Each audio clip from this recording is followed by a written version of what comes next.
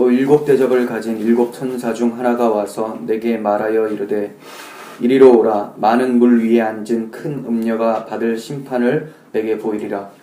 땅의 인들도 그와 더불어 운행하였고 땅에 사는 자들도 그 은행의 포도주에 취하였다 하고 곧 성령으로 나를 데리고 광야로 가니라. 내가 보니 여자가 붉은빛 짐승을 탔는데 그 짐승의 몸에 하나님을 모독하는 이름들이 가득하고 7머리와 10뿔이 있으며 그 여자는 자주빛과 붉은빛 옷을 입고 금과 보석과 진주로 꾸미고 손에 금잔을 가졌는데 가증한 물건과 그의 은행에 더러운 것들이 가득하더라. 그의 이마에 이름이 기록되었으니 비밀이라 큰 바벨론이라 땅의 음녀들과 가증한 것들의 어미라 하였더라.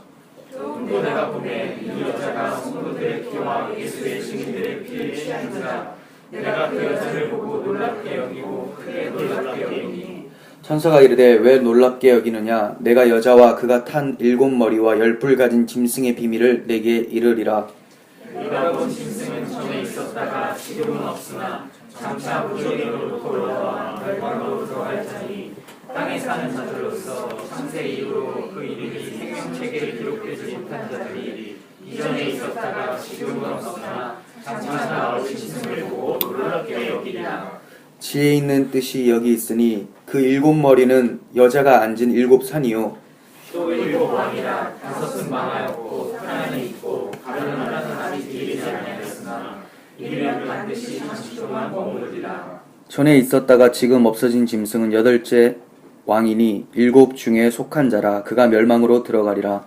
내가 보는 10뿔은 10왕이니 아직 나라를 얻지 못하였으나 다만 짐승과 더불어 임금처럼 한동안 권세를 받으리라. 그들이 한 뜻을 가지고 자기의 능력과 권세를 짐승에게 주더라. 그들이 어린 양과 더불어 싸우려니와 어린 양은 만주를 주시오 만왕의 왕이시므로 그들을 이기게 되어 또 그와 함께 있는 자들 곧 부르심을 받고 택사심을 받은 진실한 자들도 이기리라.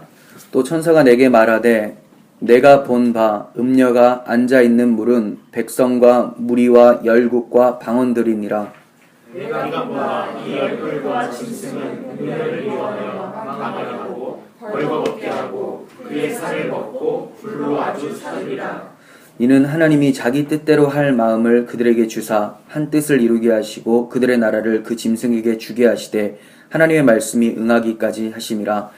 또 내가 본 그 여자는 땅의 왕들을 다스리는 큰 성이라.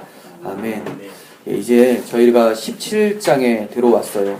17장을 하시기 전에 구주에 대해서 좀 살펴봐야 할 것 같습니다. 제가 그래서 도표를 실어다 드렸죠. 예, 그거 보시면 되는데 계시록의 구조가 여러 개 다른 모양으로도 나눌 수가 있습니다. 근데 저는 성령에 감동되어서 성령에 이끌리어 이리로 올라오라 해서 올라갔을 때 그때 보여진 환상으로 나누어 본 거예요. 좀 달라질 수가 있습니다. 이거는 첫 번째는 서론이에요. 1장 1절에서 8절까지죠. 네. 반드시 속히 일어날 일들을 예수 그리스도께서 나타내 보이신 예수님의 계시라 이렇게 하면서 시작이 되는 거예요. 그리고 4번의 환상이 찾아오게 됩니다. 제 첫 번째 환상이 1장 9절에서 3장까지 여러분들 잘 아시는 소아시아 지역의 7 교회에 대한 환상이에요. 네, 지상교회의 모습을 보여주었죠. 그리고 두 번째 환상이 이제 지상교회를 봤으니까 낙심할 수도 있으니까 뭘 보여주시겠습니까? 천상의 교회의 모습을 보여주는 거죠. 그게 4장에서부터 16장이에요. 굉장히 길죠. 이게 두 번째 환상이에요. 환상을 딱 보여줬더니 뭐가 보였냐면 보좌에 어린 양이 계셨고 그리고 네 생물과 24장로들 즉 하나님의 백성들이 어린 양을 찬송하는 모습이 나타났었어요. 그리고 어린 양의 손에 두루마리 책이 들려져 있는데 임봉되어 있었어요. 그래서 요한이 막 웁니다. 왜냐하면 이 임봉할 책을 뗄 자가 없기 때문에 막 울어요. 그럼 구원과 관련되어 있다는 것을 알게 되죠. 그런데 누가 떼고 취하냐면 죽임을 당한 것과 같은 어린 양이 그 책을 취하는 것을 통해서 예수님께서 십자가를 통해서 구원의 문이 열리게 된다는 것을 보이게 되는 거죠. 그렇게 해서 인이 하나씩 떨어질 때마다 재앙이 막 쏟아지게 됩니다. 그리고 그 재앙 끝에 나팔 재앙으로 연결이 돼요. 그리고 나팔재앙 끝에 대접재앙으로 연결이 되어지게 돼요. 그러니까 천상의 환상을 봤음에도 불구하고 이제 인봉이 떨어지고 나팔 대접재앙은 결국 지상에서 일어날 일들이 보여지게 되는 거죠. 그래서 이 인나팔 대접재앙은 설명이 좀 다를 뿐이지 소아시아 7교회의 어려웠던 문제점들과 굉장히 유사한 부분을 갖게 돼요. 네, 이렇게 해서 두 번째 환상이 끝나게 돼요. 대접재앙으로. 그런데 세 번째 환상은 17장에서 20장까지 내용인데 오늘 본문이 속한 환상이죠. 다른 환상이라기보다는 16장에서 대접재앙 마지막으로 끝났어요. 다. 모든 것이 다 멸망을 당한 것으로 나오는데 또다시 대접재앙이 등장을 하는 것처럼 보여지는 거죠. 그러니까 대접재앙이 마지막에 열렸을 때 바벨론 심판이 이루어지는 것. 이것에 대해서 더 확대 설명이라고 보시면 돼요. 16장에서 살짝 멸망에 대해서 얘기하고 17장에서는 더 자세히 확대 설명을 하고 있는 것으로 볼 수가 있습니다. 그리고 네 번째 환상 부분이 있는데 21장에서부터 22장 5절까지 새하늘과 새 땅의 환상을 보게 돼요. 그러니까 세상은 다 망하고 악의 세력들은 다 끝나버렸고 이제 하나님의 나라가 완성된 것을 환상으로 보여주는 게 네 번째 환상이에요. 그리고 결론 부분에서 22장 6절부터 마지막 절 21절까지 주님께서 내가 속히 오리라 라고 했더니 성도들 요한은 마라나타 주여 오시옵소서를 외치고 그리고 주님께서 마지막에 이제 주셨던 요한이 얘기를 하는 거죠. 주 예수의 은혜가 모든 자들에게 있을지어다 하면서 마쳐요. 그러니까 서론과 결론을 딱 보면 반드시 속히 일어날 일들을 주님께서 말씀하시는데 이것을 다 통과하고 믿음으로 구원을 취할 수 있는 자들은 주 예수의 은혜가 있는 자들에게만 해당된다라는 것을 볼 수가 있겠죠. 이렇게 이제 시작과 끝을 마치게 됩니다. 그래서 주님께서도 나는 알파와 오메가다라고 말씀을 하셨던 것이 이것입니다. 그런데 오늘 본문은 17장 부분이기 때문에 세 번째 환상 부분에 해당이 돼요. 그래서 밑에 도표를 좀 보시면 세 번째 환상 부분이 17장에서 20장까지라고 말씀을 드렸잖아요. 이걸 또 네 부분으로 나눌 수가 있는데 17장 1절에서 19장 10절까지의 내용 이게 큰 성 바벨론 심판이에요. 세상이라고 보시면 돼요. 세상. 그리고 19장 11절부터 21절까지 내용이 짐승에 대한 심판이 나옵니다. 네, 적그리스도에 대한 심판입니다. 그리고 세 번째가 20장 1절부터 10절까지의 내용인데 용이 심판을 받아요. 네, 사탄이죠. 네. 그러니까 차례대로 조금씩 이제 레벨이 약한 것부터 순서대로 심판받는다고 좀 볼 수가 있습니다. 그리고 20장 11절에서 15절 용과 짐승을 따르던 자들, 불신자들의 심판이 이루어지게 됩니다. 이러한 환상들은 시간 순서가 아니라 다양한 각도에서 일어나고 있는 것으로 보면 좋을 것 같습니다. 그래서 한 번에 다 입이 10개가 아닌 이상은 한 번에 얘기하기 어렵기 때문에 여기서 이렇게 얘기하고 또 보니 이런 모습이 나타났고 또 보니 용이 심판받는 거 나타나고 이렇게 생각을 하시면 됩니다. 이렇게 오늘 본문은 세 번째 환상 부분에 속해 있는데 16장 마지막 부분 큰 성 바벨론이 멸망하는 부분이 나오는데 거기에 대해서 조금 더 자세히 설명하는 부분이 17장이라고 말씀을 드렸어요. 그래서 16장 19절에서 큰 성 바벨론이 하나님 앞에 기억하신 바 되어 그의 맹렬한 진노의 포도주 잔을 받음에 하고 다 멸망을 했음에도 불구하고 또다시 큰 성 바벨론 심판이 일어나는 것을 보게 돼요. 자세히 반복하는 것이죠. 바벨론 멸망 부분을 이렇게 긴 지면을 통해서 설명하고 있는 이유가 뭐냐? 바벨론은 하나님 나라와 대립되는 세상 나라를 상징하는 대명사로 등장을 하고 있어요. 구약시대의 교회를 예표하면서 존재했었던 민족이 이스라엘 민족이죠. 이스라엘 민족은 외침을 굉장히 많이 받았습니다. 애굽에게도 받았고 아수르,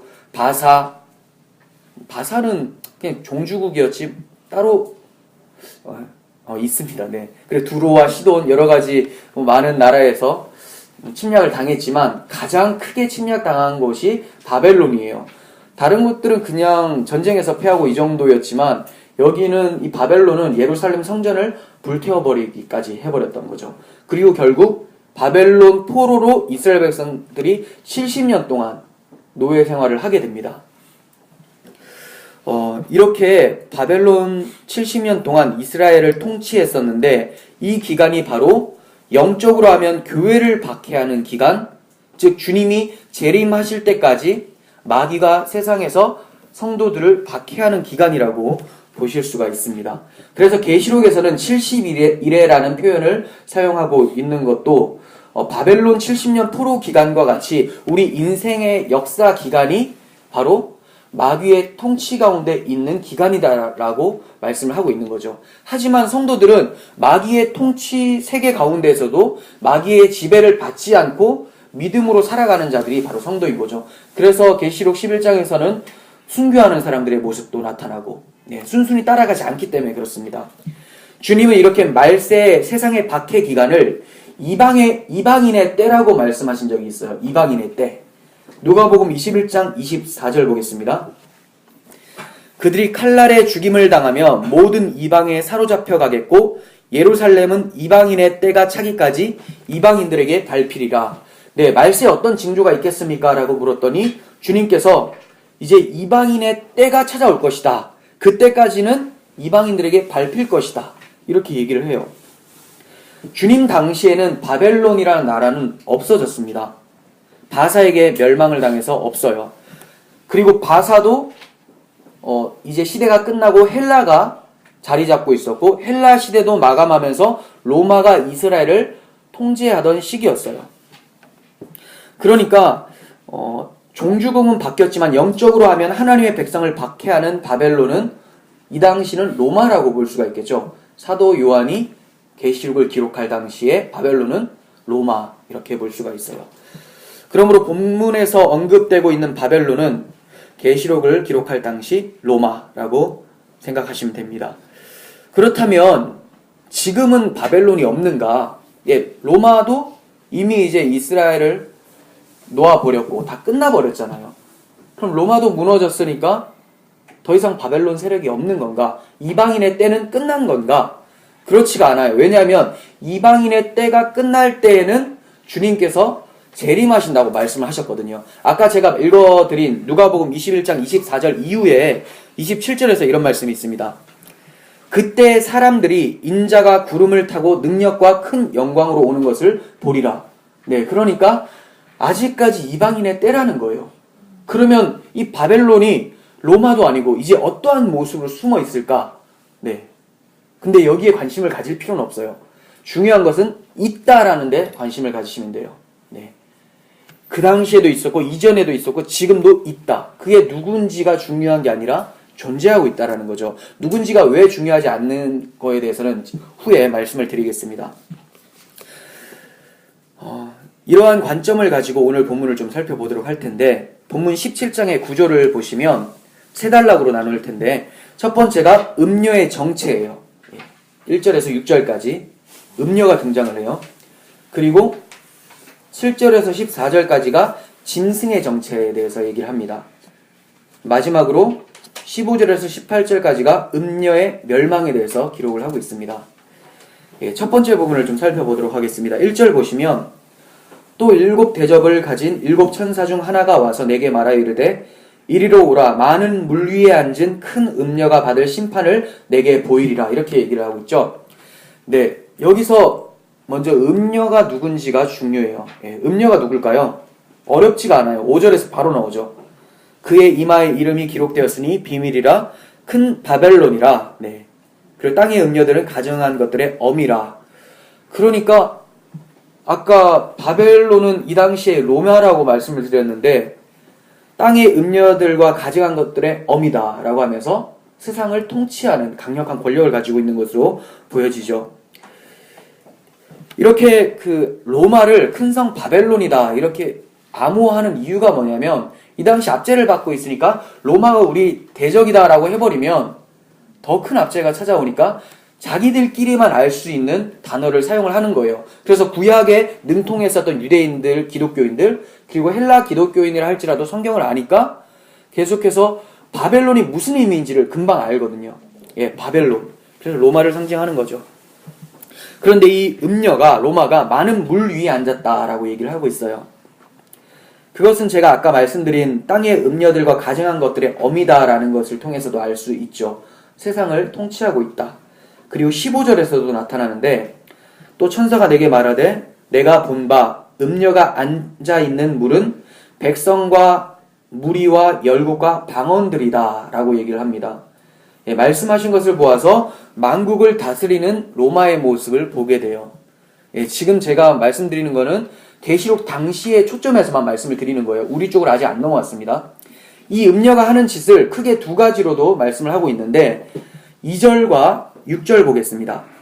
땅의 임금들도 그와 더불어 음행하였고 땅에 사는 자들도 그 음행의 포도주에 취하였다. 그리고 6절 내가 보매 이 여자가 성도들의 피와 예수의 증인들의 피에 취한지라. 네, 이렇게 얘기합니다. 잘 취하고 있습니다. 뭐에 취해요? 음행과 박해. 음녀가 하는 짓. 이 당시 로마가 했었던 짓이 음행과 박해라는 거예요. 음행했다라는 것은 성적인 음행을 말하는 게 아니라 영적인 음행을 얘기를 하는 거죠. 곧 우상숭배의 죄를 범했다는 거예요. 이 당시의 우상숭배는 로마 황제를 신격화했어요. 그래서 로마 황제에게 절을 하지 않으면 죽이겠다라고 하는 거죠. 네, 그렇게 해서 음행을 한 거죠. 그러니까 두 개가 같이 나왔죠. 로마 황제에게 우상숭배하는 것이 음행인데 이것을 하지 않으면 죽이겠다라는 거예요. 박해가 같이 따라오게 되는 거죠. 구약시대 바벨론 시대에도 신상에게 절하지 않는다는 이유로 다니엘의 세 친구가 풀무불에 던져졌었어요. 이와 같이 하나님의 성도들을 우상숭배하지 않는 것으로 인해서 박해하고 괴롭히는 세력들은 계속해서 존재하고 있습니다.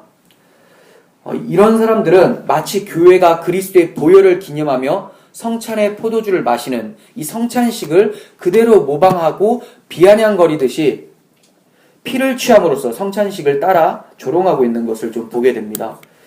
계속해서 우리 주변에서도 이러한 비아냥과 박해는 계속 있어 오고 있다는 거예요. 그래서 음녀의 모습을 표현하기로 여자가 붉은빛 짐승을 탔다. 3절에서 이렇게 얘기를 하고 있죠. 그냥 여자라고 하지 않고 붉은빛 짐승을 탄 여자.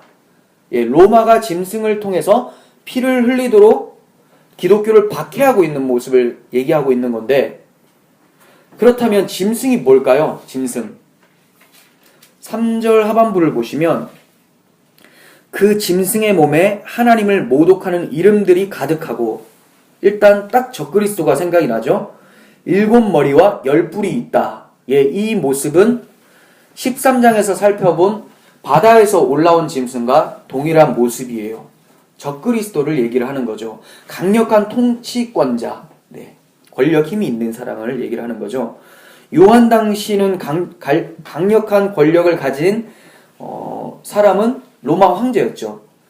그래서 네로 황제다 이렇게 보는 사람들이 참 많죠. 그리고 이 기록한 시기가 언제냐에 따라서 도미티안이나 다른 사람으로도 보는 사람들도 있고 그렇습니다. 저는 네로 황제로 보고 있습니다.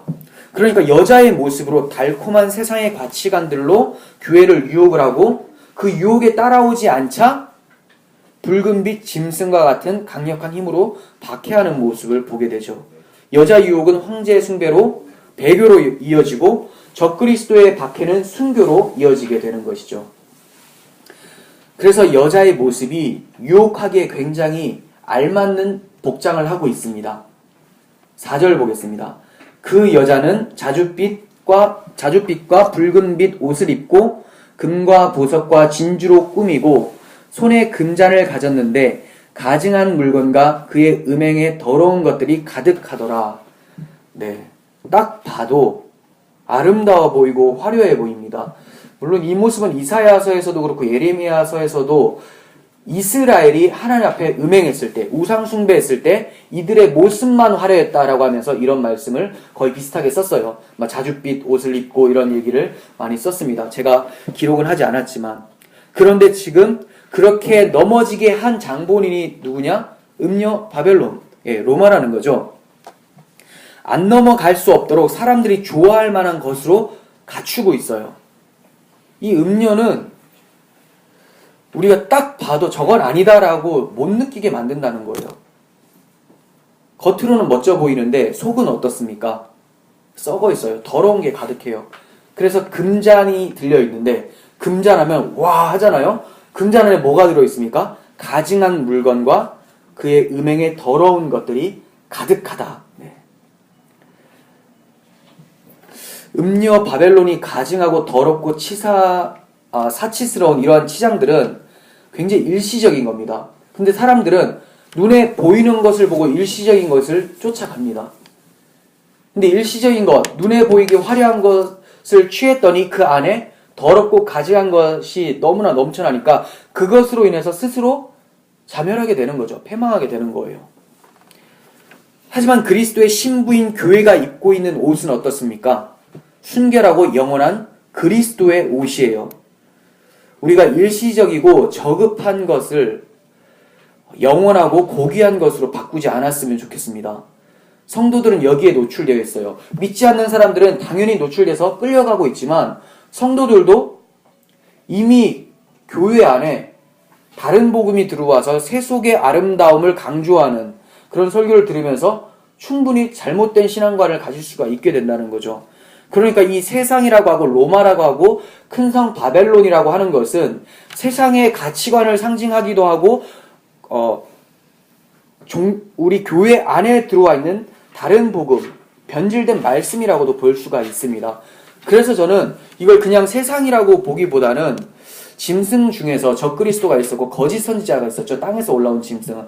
이것이 이 음료와 굉장히 밀접한 관계를 가지고 있다. 이렇게 보고 있습니다. 계속해서 7절 또 보겠습니다. 천사가 이르되 왜 놀랍게 여기느냐? 내가 여자와 그가 탄 7머리와 10뿔 가진 짐승의 비밀을 내게 이르리라. 네, 요한이 음료와 짐승에 대한 환상을 보고 굉장히 놀랐어요. 이 다우마조라는 단어인데 경탄하다, 찬양하다라고도 할 수 있는데 이 상황에서 찬양하는 건 아니고 놀라워서 두렵고 떨리는 마음으로 이렇게 본 거죠. 왜? 너무 강력해 보이니까 이거 어떡할까 막 두려워하고 있었죠. 그때 주님께서 두려워할 필요가 없다. 천사가 이렇게 얘기를 하는 거죠. 왜냐하면 성도는 왕같은 제사장이기 때문에 그렇습니다. 왕같은 제사장. 그러니까 다른 왕의 지배를 안 받는다라는 거예요. 이가 왕이기 때문에 두려워할 필요가 없어요. 그냥 얼핏 딱 보면 그들이 왕인 것 같아요. 로마 황제가 왕인 것 같고 로마 나라가 세상을 지배하는 것 같지만 너희들은 하나님의 통치를 받는 하나님의 왕같은 제사장들이다라고 성경에서 말을 하고 있기 때문에 두려워할 필요가 없는 거죠. 그래서 천사가 왜 놀랍게 여기냐? 이렇게 얘기를 하고 있죠. 8절 상반부 보시면 내가 본 짐승은 전에 있다가 지금은 없으나 장차 무적행으로부터 올라와서 어디로 간다고요? 멸망으로 들어간대요. 멸망으로 들어가니까 너희는 이걸 아는 자들이니까 두려워할 필요가 없다. 요한계시록은 성도들에게 힘내라고 주는 거지 두려워 떨라면서 요한이 놀랍게 여긴 것처럼 그렇게 받아들이라고 주신 말씀이 아닙니다. 멸망으로 들어간대요. 어떻게 들어갑니까? 예수님의 십자가 공로로 인해서 주님 다시 오실 때는 완전한 멸망으로 떨어지게 된다는 거예요. 그럼 누가 놀랍고 두려워할까요? 예수와 관계없는 사람들이 놀랍고 두려워해야 되겠죠. 8절 하반부 보시면 땅에 사는 자들로서 창세 이후로 그 이름이 생명책에 기록되지 못한 자들 이전에 있다가 지금은 없으나 장차 나올 짐승을 보고 놀랍게 여기니라. 이들이 하나님과 상관이 없는 그리스도의 생명에 참여되지 못한 자들이 놀랍게 여겨서 굴복하게 된다라고 얘기를 합니다. 그래서 불신자들이 세상 유혹에 휩쓸려 가게 되고 박해, 권력에 약해서 세속적 사고로 계속해서 흘러가게 되는 것이죠. 계속해서 짐승에 대한 묘사를 또 보겠습니다. 8절 상반부에 내가 본 짐승은 전에 있었다가 지금은 없으나 장차 무적행으로부터 올라와 멸망으로 들어갈 자다. 이렇게 얘기를 해요. 전에 있었고 지금은 없고 앞으로 있을 자. 네. 이 문구가 3번이나 나오거든요. 8절에서 이제 2번 나오고 11절에도 나오고 이렇게 굉장히 중요하다라는 것을 보게 되죠. 왜 중요할까요? 요 짐승이 아까 뭐라고 말씀드렸죠? 적그리스도. 바다에서 올라온 그 짐승, 13장의 그 짐승 생각나시죠? 어떤 모습을 취했죠? 예수님의 모습과 굉장히 비슷하게 흉내를 냈어요. 마치 죽은 것과 같았지만 다시 살아났고 회복되었고, 십자가와 부활을 흉내냈었던 짐승이었어요. 그런데 오늘 17장에서는 예수님의 재림을 모방하면서 또 등장을 하고 있는 거예요. 예수님에 대해서 소개할 때 어떻게 합니까? 전에도 있었고 이제도 계시고 장차 오실 이라고 하잖아요. 조금 변형돼서 굉장히 비슷하게 다가오고 있는 거죠. 그러니까 사람들은 이 짐승을 딱 보면 우와, 구세주다 이렇게 보게 돼요. 얼마 전에도 작년에 로마에서 어떤 사람 왔다 갔잖아요. 난리 났잖아요. 막 이렇게 애한테 막 손 한 번 얹어주면 애가 막 기절하고, 막 기절한 거 안 나왔는데, 네, 너무 막 주님처럼 대하잖아요. 왜 그렇습니까? 적그리스도 세력이 완전히 되어버린 거죠. 그뿐만이 아니라 하나님 이상으로 어떤 사람을 높여버리면 다 그렇게 돼버리는 거죠. 사람들은 유혹과 박해로 인해서, 권력으로 인해서 사람들을 다 노예로 만듭니다. 이 적그리스도 세력은. 그러니까 얼마나 헷갈리겠습니까? 그래서 주님이 제자들에게 얘기하실 때 이렇게 말씀하십니다. 제자들이 주의 임하심과 세상 끝에 무슨 징조가 있겠습니까? 질문을 하자 예수께서 대답하여 이르시되 너희가 사람의 미혹을 받지 않도록 주의하라. 많은 사람이 내 이름으로 와서 나는 그리스도라 하여 많은 사람을 미혹하리라. 이렇게 말씀하셨죠. 굉장히 유사해요. 이거는 그냥 제가 아까 말씀드린 교황과 같이 외부적인 어떤 인사를 말하는 것일 수도 있지만 굉장히 비슷하다고 말씀드렸잖아요. 복음이 굉장히 비슷하게 하면서 살짝 바뀔 수도 있다는 거예요. 무서운 일입니다. 교회 안에서도 충분히 이 적그리스도 세력이 나타날 수도 있는 거예요. 자신은 절대 그렇지 않다고 생각을 하겠지만 자신도 모르게 복음을 변질시키면서 예수님에게 대적하는 결과를 초래할 수도 있다는 거예요. 그러니까 우리는 늘 밖에서도 안에서도 우리 마음속에서도 혹시나 내가 적그리스도적인 모습이 나타나지 않는가 늘 주의해야 될 것입니다. 9절에 짐승의 머리 7에 대해서 설명을 하고 있습니다. 짐승이 머리 7이 있다라고 하는데 이거를 두 가지로 설명을 해요. 참 복잡해지죠. 그래서 17장이 말이 참 많고 여러 가지 견해도 참 많아요. 그래서 제가 딱히 고집한다기보다는 성경적으로 이게 근접해 보인다라고 해서 여러분들에게 소개를 해드리는 건데 그렇게 중요하지도 않습니다. 7머리가 뭔지 알면 뭐합니까? 검을 가지고 있어야 되는 거죠. 적이 누군지가 중요한 게 아니라 중요한 거는 내가 가지고 있는 검이 진짜 검인가가 중요한 거예요. 위조 지폐를 많이 만져봤자 맨날 복사기에 따라 다 달라질 거 아닙니까? 진짜 지폐를 많이 만져본 사람이 위조 지폐를 금방 알아차리는 것처럼 우리는 본질에 대해서 집중할 겁니다. 하지만 7머리 아는 데까지 알아봐야 되겠죠. 7산, 7왕이라고 얘기를 하고 있어요. 7산, 7왕. 먼저 7산에 대해서 말씀을 드리면 역사적인 배경에서 해석을 하면 로마가 세워진 배경을 의미한다고 할 수 있습니다. 로마가 BC 753년에 이탈리아 반도 테베레 강 동쪽 연안에 위치한 7산에 세워졌었어요. 근데 여기 산이라고 해봐도 가장 높은 산이 50m 정도밖에 안 된대요. 그래서 언덕 정도로 보는 거죠. 좀 높은 언덕. 여기에 로마가 세워졌기 때문에 7산은 로마를 상징하는 것이다. 이렇게 볼 수 있습니다. 그리고 성경 신학적 해석으로는 산은 하나님을 대적하는 자들의 모습을 설명할 때 종종 등장했었던 표현이에요. 성경에서 좀 살펴보면 예레미야 51장 25절 여호와의 말씀이니라 온 세계를 멸하는 멸망의 산아 보라 나는 내 원수라 나의 손을 내 위에 펴서 너를 바위에서 굴리고 너를 불탄 산이 되게 할 것이니 산이 하나님을 대적하고 하나님이 그 산을 다 태워버린다고 얘기를 하고 있죠. 그리고 에스겔서 35장 3절 이르기를 주 여호와께서 이같이 말씀하시되 세일산아 에돔 족속이죠. 세일산아 내가 너를 대적하여 내 손을 내 위에 펴서 내가 황무지와 공포의 대상이 되게 할지라. 네, 산이 하나님의 진노함을 받아서 멸망당하게 된다. 스가랴 4장 7절. 큰 산아 내가 무엇이냐? 내가 스룹바벨 앞에서 평지가 되리라.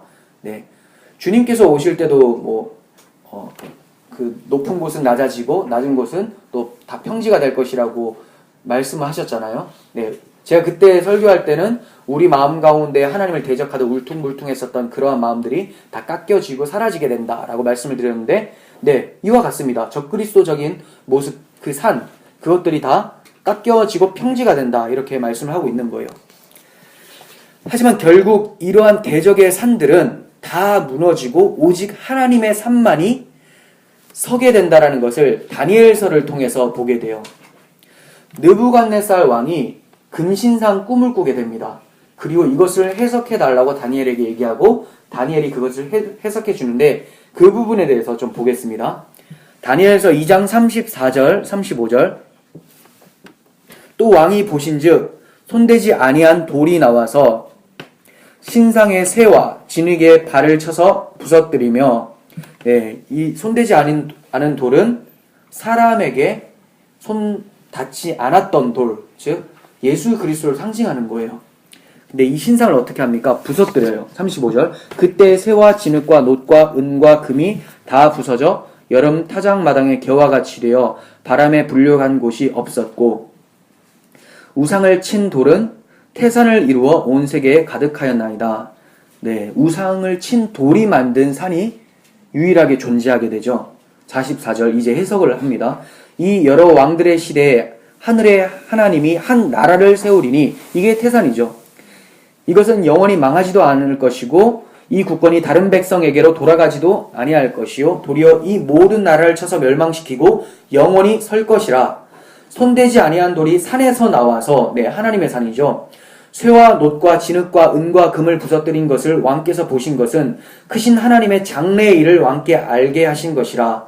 예, 이 꿈은 참되고 이 해석은 확실합니다. 이렇게 얘기해요. 그러니까 머리 일곱은 일곱 산으로서 참 하나님과 같이 높아지려고 하는 교만한 대적자들을 상징을 한다고 볼 수가 있습니다. 하지만 하나님의 산, 새 예루살렘만이 유일하게 서게 된다는 거죠. 그래서 새 예루살렘이, 새 하늘과 새 땅이 하늘로부터 내려오게 되는 거예요. 예루살렘 하면 산 위에 지어진 동네예요. 높은 곳에. 그래서 하나님의 산만이 서게 된다는 것을 말씀하죠.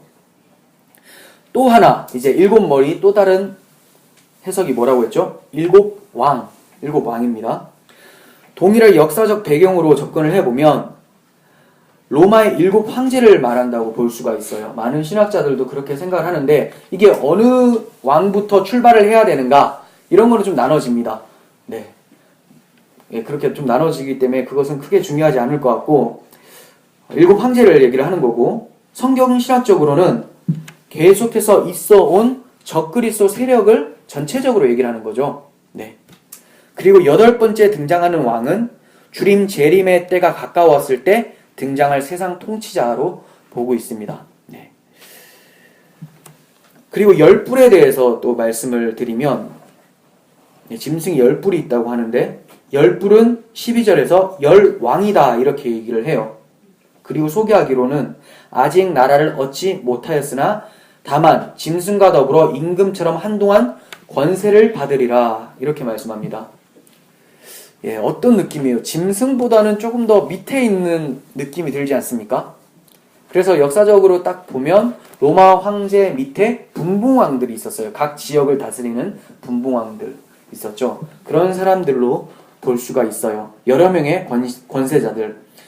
이 자들이 다 한 뜻으로 세상 통치자에게 힘을 실어주어서 결국은 어린 양과 맞서 싸운다고 얘기를 하는 것이 13절, 14절 내용이에요.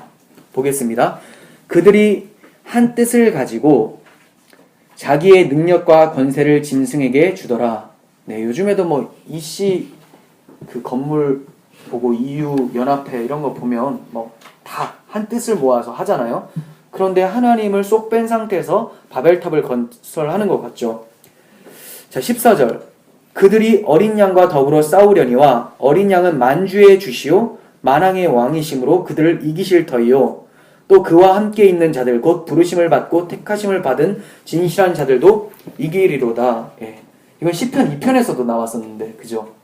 많은 사람들이 그 세상의 통치자들이 대적을 하는데 하나님께서 웃으시며 하면서 그들을 다 쳐서 철장과 같이 박살내겠다라고 말씀하셨던 것을 생각하게 됩니다. 그런데 적그리스도가 어린 양과 더불어 싸우는, 예수와 더불어 싸운다라는 것이 종말에만 나타나는 걸까?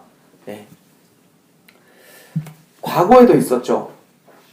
우리가 구약 성경을 보다 보면 여러 가지 사례를 들 수가 있는데 바로 왕이 어떻게 했습니까? 하나님의 백성, 이스라엘 백성들을 말살시키기 위해서 사내 아이가 태어나면 강물에 버려라 이렇게 얘기했잖아요. 그래서 그리스도께서 오실 통로를 차단하려고 했었던 그리스도와의 싸움인 거죠. 하나님의 계획과의 싸움. 또 사울 왕이 악령의 지배를 받아서 다윗을 죽이려고 했어요. 다윗의 자손으로 오실 예수 그리스도를 죽이려고 한 거죠.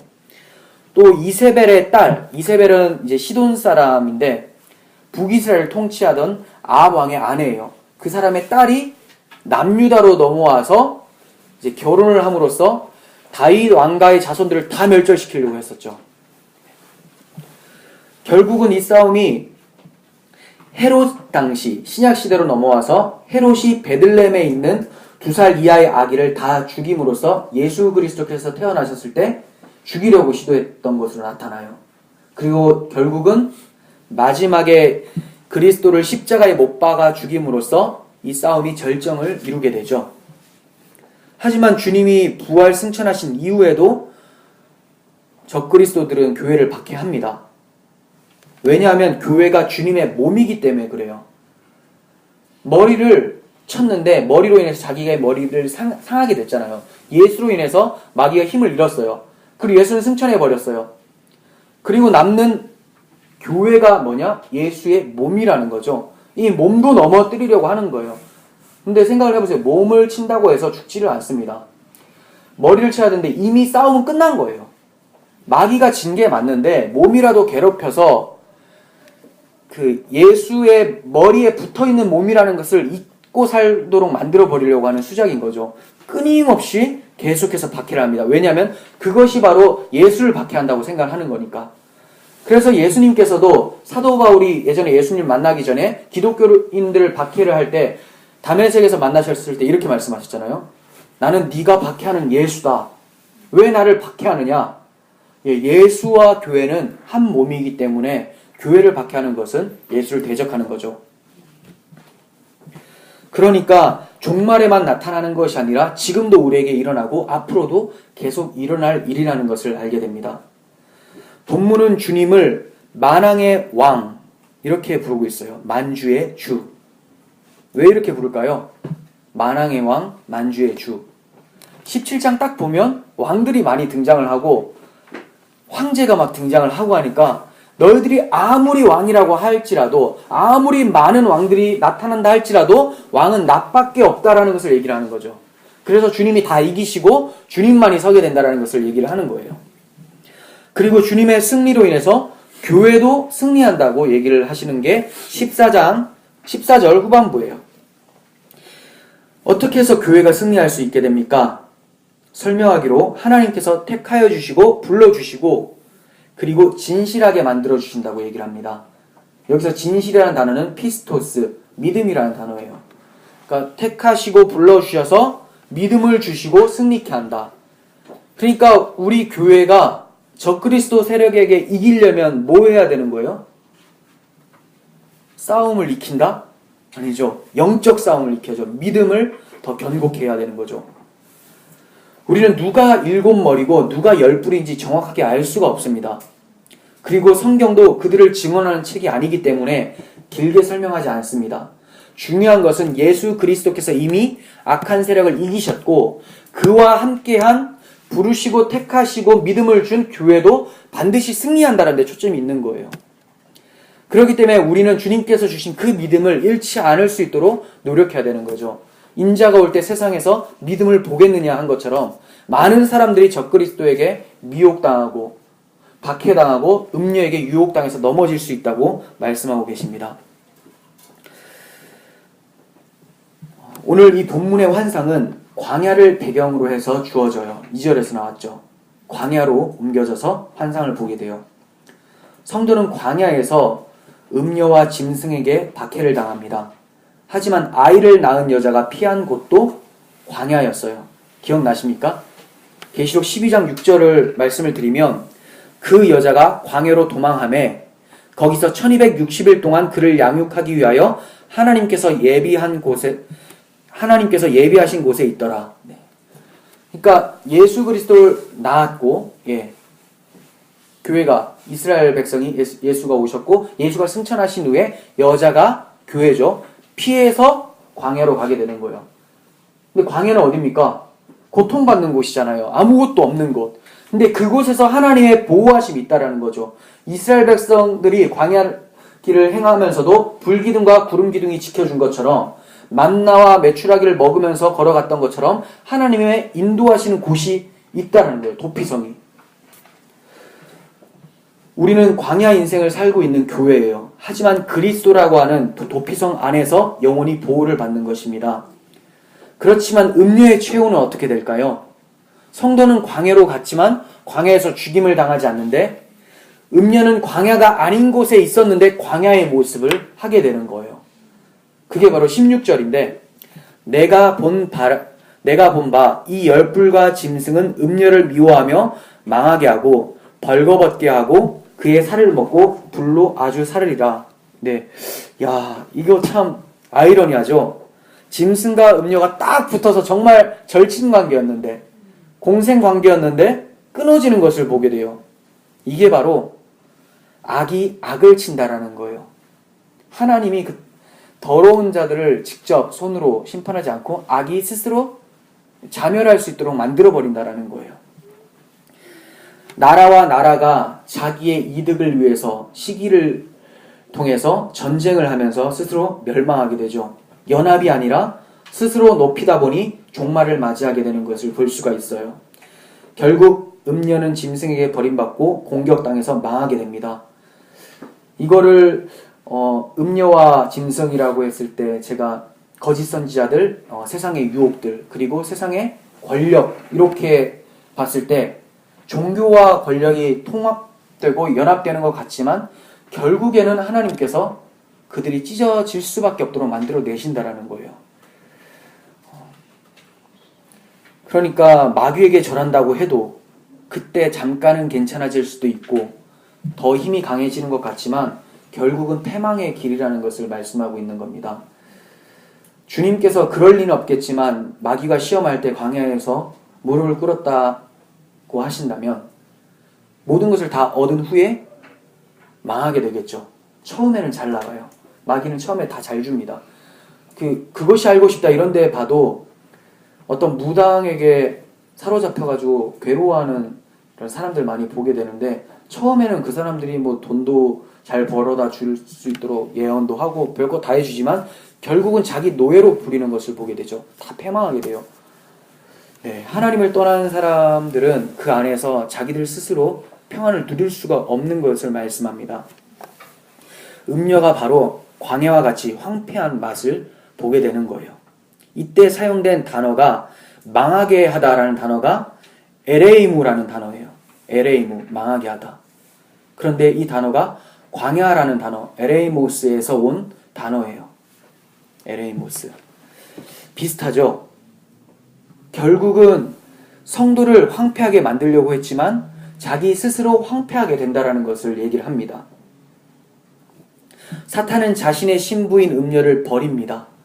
하지만 우리 주님은 자기 신부인 교회를 절대로 버리지 않으세요. 왜냐하면 자기의 도열로 산 교회이기 때문에 그렇습니다. 17절 보겠습니다.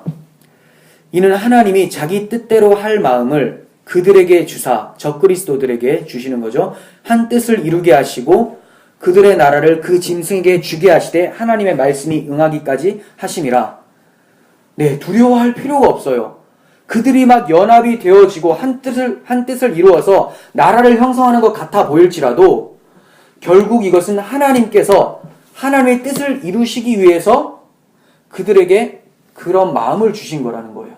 처음에는 잘 연합되는 것 같습니다. 바벨탑도 하나님께서 바로 허물지 않으셨죠.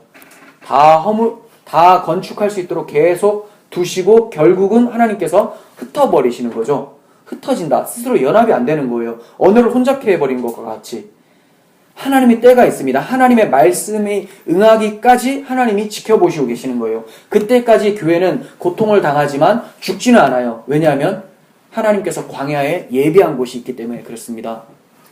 모든 것이 하나님의 주권과 섭리 속에 있다는 것을 기억했으면 좋겠습니다. 모든 것이 다 사라지고 하나님의 뜻만이 서게 될 것을 믿습니다. 정리하겠습니다. 요한의 시대에도 음녀와 짐승이 있었지만 지금도 있어요. 여러 모양으로 여러 유혹과 박해로 다가옵니다. 이때 어떻게 대적할까요? 7머리 10뿔. 쉽게 말해서 7머리 10뿔. 여럿이지만 하나라는 거예요. 한 몸통으로부터 머리가 7개가 있고 뿔이 10개가 있는 거 아닙니까? 몸통을 잘 공격하면 되는 거예요. 몸통을 알면 돼요. 몸통이 뭡니까? 용이죠. 마귀죠.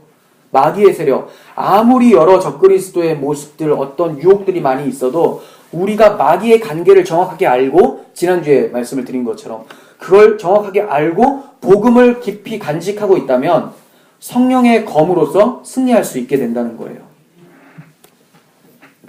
주님께서는 주님과 함께한 교회들에게 승리를 반드시 줄 것입니다. 그런데 하나님의 전신갑주로 승리하게 만든다는 거예요. 그냥 가만히 있는데 승리하게 만드는 것이 아니라 하나님의 전신갑주를 입히고 싸우게 하셔서 승리한다는 거예요. 어떤 사람은 어차피 하나님이 하시니까 하면서 나는 이렇게 개떡같이 살지만 반드시 승리할 거야. 반드시 죽습니다. 그대로 가면 주님을 못 봅니다. 봤는데 주님이 아닐 수가 있어요. 짐승일 수 있어요.